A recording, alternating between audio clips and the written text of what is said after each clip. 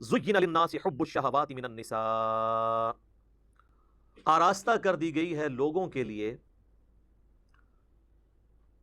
خواہشات کی محبت عورتوں میں، اور پھر آنورڈ 5 مزید چیزیں اللہ تعالیٰ نے گنوائی ہیں، لیکن ٹاپ آف دا لسٹ جس چیز کو ڈسکس کیا وہ عورت کی آزمائش ہے، یا عربی میں ہم اسے کہتے ہیں فتنہ۔ ایک فتنہ وہ ہے جو پنجابی میں استعمال ہوتا ہے، وہ ڈیفرنٹ ہے۔ یہ ہے ٹیسٹ، آزمائش، جس کے ذریعے اللہ تعالیٰ آزماتا ہے۔ تو آپ دیکھ لیں کہ یہ جو 6 چیزیں اللہ تعالیٰ نے اس آیت مبارکہ سورہ آل عمران کی آیت نمبر 14 میں گنوائی ہیں، اس میں پہلے نمبر پہ عورت کے فتنے کا، اس کی آزمائش کا ذکر کیا ہے۔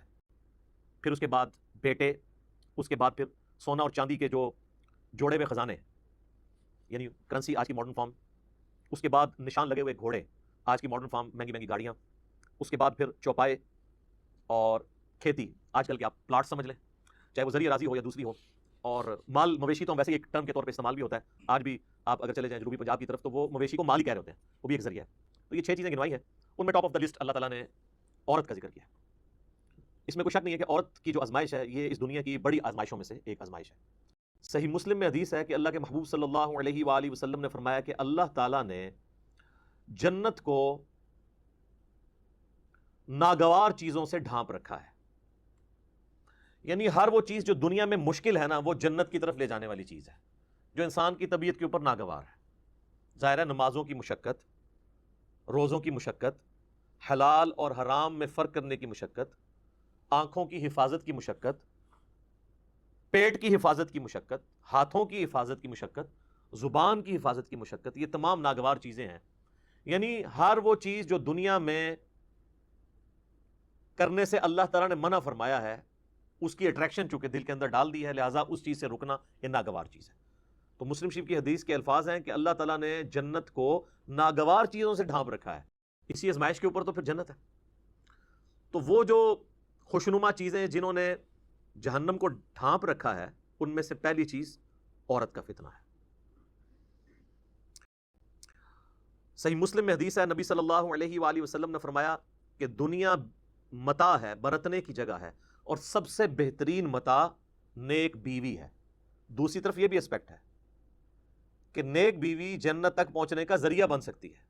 عورت آزمائش ضرور ہے، لیکن اگر نیک عورت ہوگی، نیک بیوی ہوگی، تو دنیا میں اس سے بہترین برتنے کی کوئی چیز نہیں ہے، دنیا میں بھی نفع اور آخرت میں جانے کا، جنت میں جانے کا سبب بھی۔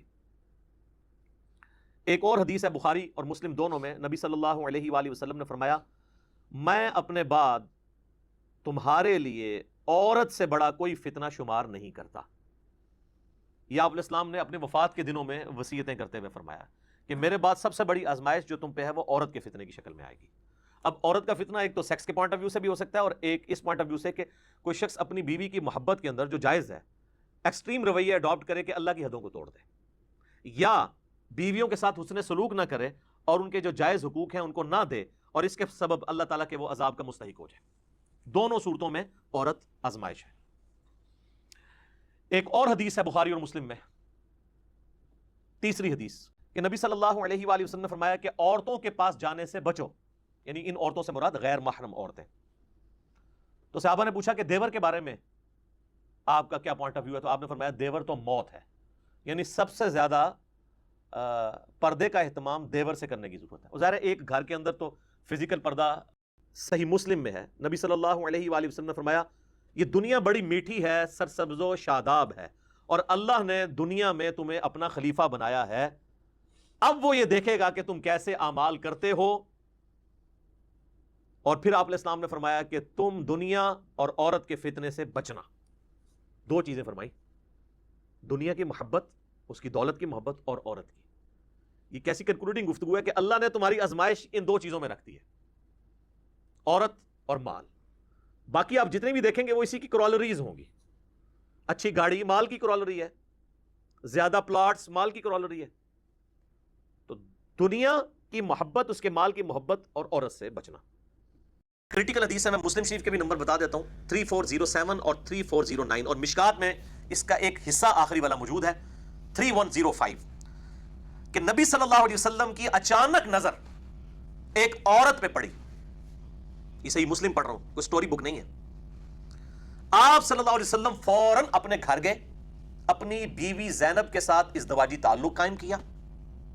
اس کے بعد آپ صلی اللہ علیہ وسلم گھر سے باہر نکلے، آپ صلی اللہ علیہ وسلم نے اپنے اصحاب کو وہاں پر مخاطب کر کے خطبہ دیا، اور آپ صلی اللہ علیہ وآلہ وسلم نے ارشاد فرمایا کہ بے شک عورت شیطان کی شکل میں سامنے آتی ہے، یعنی یہ شیطان عورت کو مس یوز کرتا ہے۔ اس عورت بیچاری کا کوئی قصور نہیں ہے اگر وہ اس طریقے سے سامنے سے گزر رہی ہے، اگر وہ پردے کا اہتمام کرتی ہے۔ شیطان یعنی کہ انسان کو ابھارتا ہے اس طرح کے معاملے۔ لوگ تو مطلب بدنگاہی کا جو شکار ہے وہ پردے والی عورتوں کو بھی نہیں چھوڑتے، ان کو بھی دیکھتے ہیں، بلکہ فرض سمجھتے ہیں، اور کیا داڑھی والے کیا بغیر داڑھی والے، تو پہلی نظر ہی جو ہے نا وہ معاف کروانے کے چکر میں جو ہے نا وہ گھسیٹتے ہیں۔ بے شک عورت شیطان کی شکل میں سامنے آتی ہے اور مڑتی ہے، یعنی اس کے انداز ایسے ہوتے ہیں کہ تم اس کی طرف اٹریکٹ ہو۔ جب تمہیں کوئی عورت بھلی لگے اور تمہارے دل میں اتر جائے تو فوراً اپنی بیوی سے جا کر ازدواجی تعلق قائم کرو۔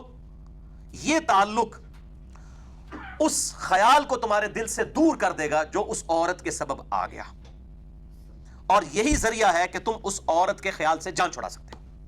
یہ ہے وہ پوری حدیث، اور یہ آپ صلی اللہ علیہ وآلہ وسلم کے ساتھ فزیکلی یہ مسئلہ ہوا ہے۔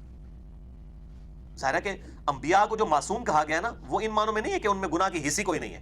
اگر گناہ کی حص نہ ہو تو انبیاء کا معصوم ہونا ان کی کوئی نیک نامی تو نہ ہوئی۔ انبیاء کی معصومیت کا، عصمت کا عقیدہ یہ ہے کہ وہ گناہوں پر قدرت کے باوجود اللہ کے خوف کی وجہ سے گناہ سے بچتے ہیں، اور وہ بھی صرف گناہ سے۔ لغزش اور غلطی انبیاء سے بھی ہو سکتی ہے۔ یہ جو پبلک میں عصمت انبیاء کا عقیدہ ہے نا، یہ قرآن و سنت میں نہیں بیٹھتا، اس لیے میں نے اس پہ بڑا کرٹیکل لیکچر دیا ہے، مسئلہ نمبر 88A۔ تو آپ صلی اللہ علیہ وسلم نے فرمایا کہ اپنی بیوی سے ازدواجی تعلق قائم کرو، اور اس میں یہ بھی الفاظ ہیں کہ تمہاری بیوی کے پاس بھی وہی کچھ ہے جو اس عورت کے پاس ہے۔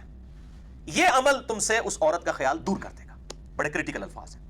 حدیث بھی بخاری اور مسلم کی متفق علیہ حدیث ہے، مشکات میں ہے 3085، کہ آپ صلی اللہ علیہ وسلم نے فرمایا کہ میں اپنے بعد تم مردوں کے لیے سب سے بڑا فتنہ اگر کسی چیز کو شمار کرتا ہوں تو وہ عورتیں ہیں۔ اچھا، یہ ویسے پرٹیکولر تو اس اعتبار سے ہے کہ خامدوں کو کہا گیا کہ اپنی بیویوں کے حقوق کا خیال رکھیں، یہ فتنہ ہے، آزمائش ہے، لیکن طویل عام میں یہ اس معاملے میں بھی آتا ہے کہ عورتوں کا فتنہ، مراد یہ کہ عورتوں کی طرف جو مردوں کا رجحان ہے وہ اللہ تعالیٰ نے بہت بڑی آزمائش بنائی ہے۔ اور